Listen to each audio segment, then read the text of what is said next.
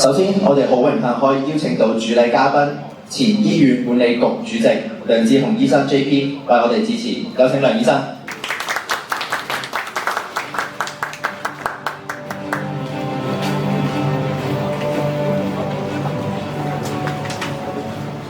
江博士、陸醫生今日出席嘅協作機構各位朋友、各位嘉賓，好開心！醫護發展協會請我哋出席今日呢個我覺得好有意義嘅活動，亦都藉呢個機會咧，多謝醫護協會咧，原來呢個已經係第6年就舉辦項目啦，係嘛嚇？咁啊，其實真係推動到香港好多健康嘅服務。咁當然啦，要恭喜今日得獎嘅機構同埋私人得獎者，希望你哋繼續努力，為香港嘅市民健康服務。我有幾樣嘢想同大家分享嘅。第一就係我哋國家咧一路都係鼓勵共享共富，共富唔係等於我啲發達啊，共富係等於我啲有一個比較上優質嘅生活。咁但係要共富有優質生活咧，其實最重要一樣嘢咧。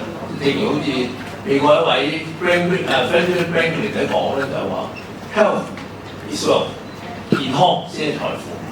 換句話嚟講，健康一定會行頭上呢個，大家都要明白呢樣嘢。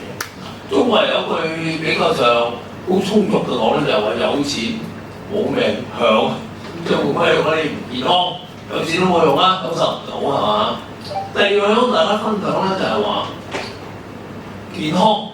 我哋成日都聽見一啲講説話咧，就係話預防勝於治療，即係換句話，如果你有病，不如預防好先啦，好過去要治療啦。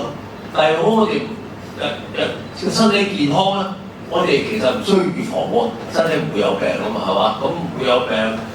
有健康咧，好明顯就好可以減低晒我哋嘅病歷啦，亦都可以減低所有醫療嘅資源運作啦，同埋減低醫療嘅壓力啦嚇。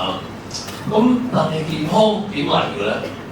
健康我哋唔係生出嚟健康嘅，我哋都要自己做啲功夫嘅。譬如嚟講，我哋一定要比較上唔好做啲唔健康嘅運作啦，譬如好似飲酒、食煙各方面嘅嘢啦，我哋做啲嘢係令到自己健康嘅食嘢係要比較上小心啲，唔好食啲太過我哋而家成日講低糖、低油各方面嘅嘢啦，係嘛？譬如做多啲運動啦。但好多時就算做呢啲嘢咧，都未必幫到我哋增加我哋健康嘅。我哋需要好多時醫護人員俾啲意見俾我哋，我哋都需要咧，我哋啲機構企業嚟去推動社區嘅健康，亦都要啲機構咧可以製造啲健康嘅產品咧，俾我哋增加我哋嘅身體嘅抵抗力，增加我哋健康。其實到最尾嚟講咧，健康係需要一個我哋叫做 multidisciplinary team 嚟推動到嘅，醫護人員啦、社會企業人士啦、我哋啲機構啦，大家一齊合作嚟推動到健康。今日呢個項目就好明顯就睇到呢個嘢啦。我哋今日在座有醫護人員，亦都有企業製造我哋健康產品嘅同事一齊嚟推動我哋社會健康。咁呢個係一個好好嘅合作，亦都係好嘅幫啲team嚟做啲功夫。喺度再恭喜今日得獎嘅所有嘅機構、所有私人嘅人喺度，亦都希望咧政府繼續去推動呢個健康嘅運作，希望咧製造香港成為一個真真正正健康嘅城市。多謝大家。